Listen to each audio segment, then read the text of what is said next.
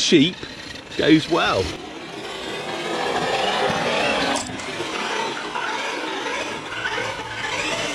Kicking that dust up, that looks awesome.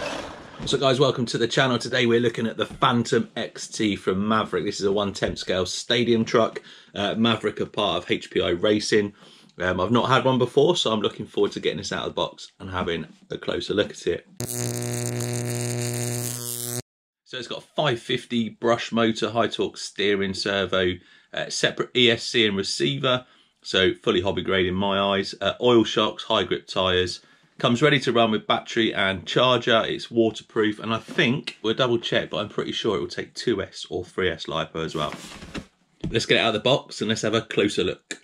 So in the box you get your instructions. You get three, these are for your steering servo. If you buy an aftermarket servo, it gives you three different servos. You've got a little kit card, HPI Racing.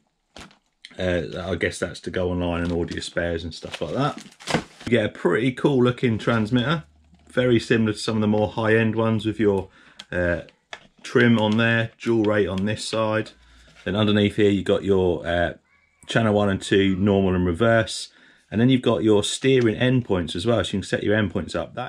So let's have a closer look at the body and the wheels. Looks really nice, and while we're having a closer look at that, I'll just explain why I've got this into review. I got this from a local hobby shop, and you should be able to as well. I get a lot of people in the comments and on Facebook asking if I can review some more name brand cheap RCs. This is really cheap. It's a name brand, being Maverick, as I've said, part of HPI Racing. It's new out, it's affordable. This came in to me at under £100 in the UK. They're about 110, which is about $130 to $140. I got mine from Time Tunnel Models. If you're in the UK, check them out. I'm going to leave a link in the description. The good thing about Time Tunnel is, I don't think it's on everything.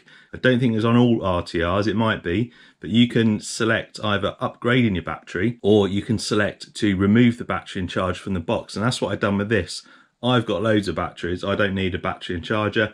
It does come with a 7.2 volt nickel metal hydride. I don't need that. It knocked £15 or $20 off the price, which brought this down to £95. What an awesome deal. A 1/10 scale hobby grade RC for less than £100 in the UK. Right then, let's get the body off. The body looks really good. It looks pretty strong. It's got a good thickness to it. I can't imagine it's going to get broken too easy. I'm sure there is people out there who will find it easy to break, but if you look after it, it should be all right. And let's have a closer look underneath. So we've got oil shocks up front.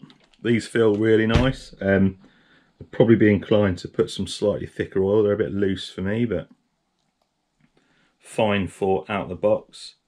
Nice big chunky tyres. There's your 3-channel receiver, and then your ESC under there. This is actually, it had come loose. I've stuck it back in, but let's just take it out a minute.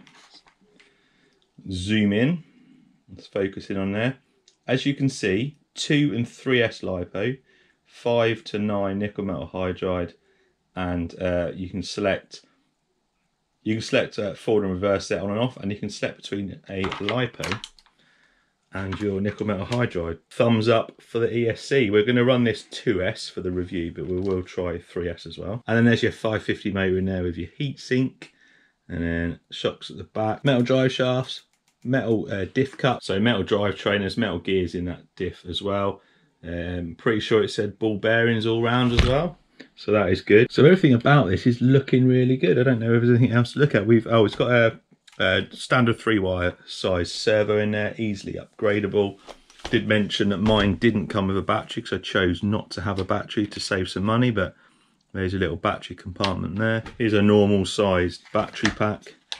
You got loads of room there, so you could get a nice Lipo in there, no problem at all. So just see down within that little hole there, metal centre shaft. Probably didn't mention, but you might already know, this is shaft driven 4-wheel drive. Standard plastic tub chassis underneath there. I mean, doesn't look like it's got any kind of reinforcement on there. Be interesting to see how that holds up. But I can imagine a new chassis for one of these is not going to be expensive at all. The same as all the arms, plastic arms and stuff. But the price point, this thing is definitely worth the money. Just looking at it and just the build of it, all the bearings, the metal parts, the electronics and stuff. definitely think this is worth the money. Anyway, I'm going to change the plug to a Dean so I can run one of my Lipos on it. Let's charge the battery, get the body on, let's take it out for a run. Blue tyres, so no issues with them falling off. Right, let's see what this is about. I've got my SkyRC GPS running. Let's see what we can do speed wise, and then we'll take it for a bit of run on the rough ground over there. It's got a decent speed about it. Remember, this has got a Lipo in it, so it's not going to be as fast with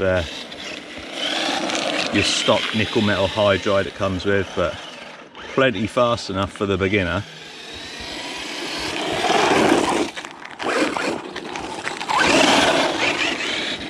Steering's a little slow. It seems to be a slight delay in the transmitter, but might need to rebind it.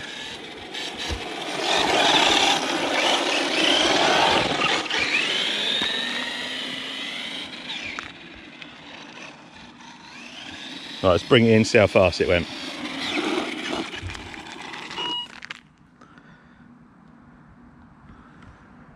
£21 miles an hour, that's not bad. So 21 miles an hour, that is with the 550 brush motor and a 2S Lipo. Let's see how it goes on the rough stuff. Cheap, goes well. Kicking that dust up, that looks awesome. It's a shame we haven't got much light, otherwise I'd be able to get some cool slow-mos of that, but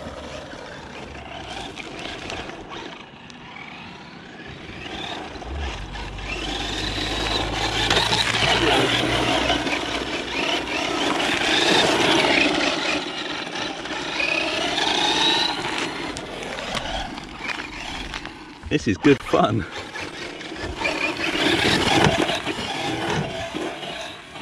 Wow, that was a big stone or rock.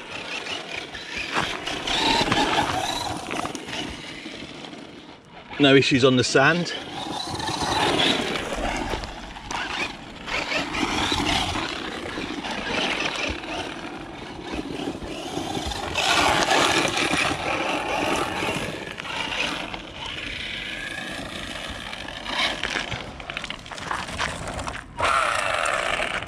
Well, playtime might have been cut short a bit.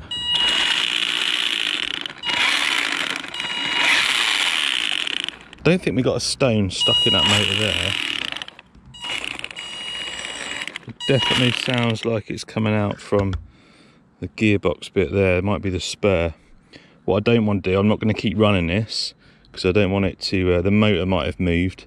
It might be a simple fix. If I keep running it, we might break it further. So let's go back to the garage.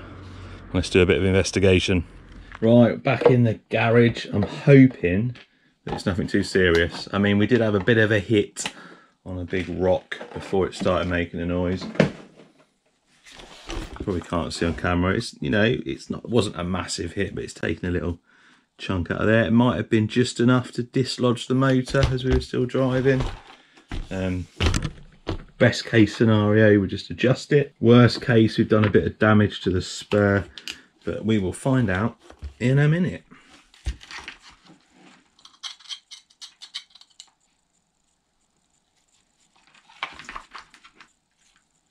I don't know if you heard that on camera when I turned that, but it made a bit of a grinding sound. I wonder if we got a stone in there. Right, that spur, I mean, the spur looks fine.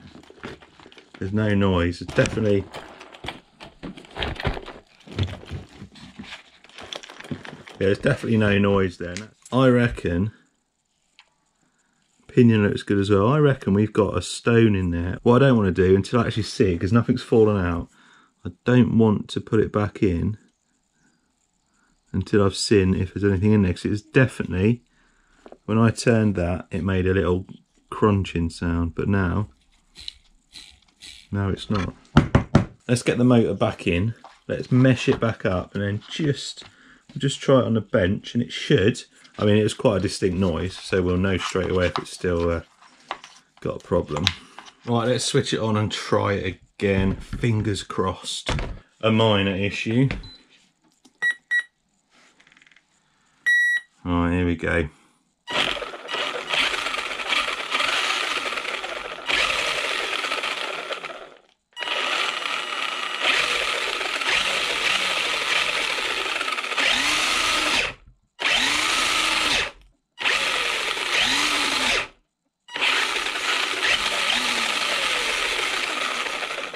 think what happened, there's a little bit of sand and debris coming out there. I reckon going through that sand and stuff, it got caught in there and was rubbing on something. So one of the downsides to having an open tub with an open motor in there, if you're going over dirt and sand like that, you need to be careful.